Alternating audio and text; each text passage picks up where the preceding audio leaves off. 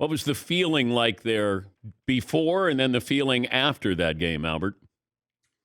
I mean, before, I think most people were talking about Brady and whether this was his last game or could be his last game. Obviously, we didn't know at the time.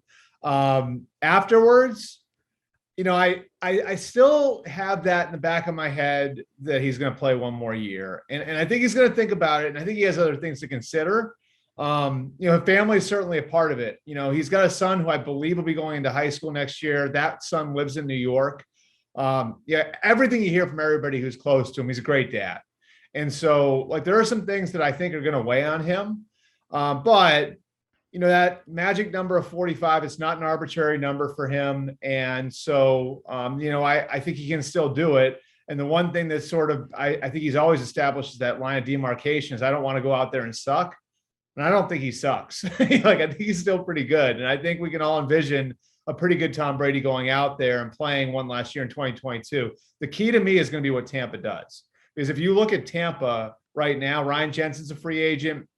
Carlton Davis is a free agent. Chris Godwin's a free agent. Leonard Fournette's a free agent. Rob Gronkowski's a free agent. And they've mortgaged so many of these contracts.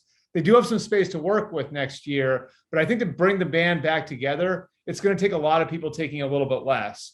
And you have to at least account for the fact that a guy like Chris Godwin, who's been waiting to get his big second contract, probably isn't going to do that. So I think there are a lot of factors that are going to come into play here over the next month or so as Tom Brady makes his decision.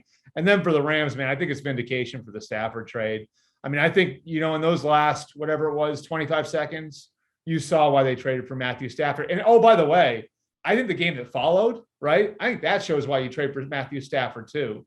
Because I think if you don't have a guy like that right now, like that game last night, that AFC divisional playoff between Buffalo and Kansas City has to give you nightmares. I mean, if I'm anybody in the AFC right now, outside of maybe the Chargers and the Bengals, and I'm looking at that, I'm like taking a second look at what I have at quarterback because, I mean, you're looking up a mountain right now. Let's look at the losing teams and the quarterbacking situation. You think Brady's back next year?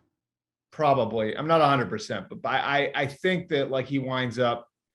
I mean, he has a boss just like me and you have bosses, so he's gonna go home and check with the boss. But I think ultimately like I think he comes to some sort of agreement with the Bucs where he can play one more year.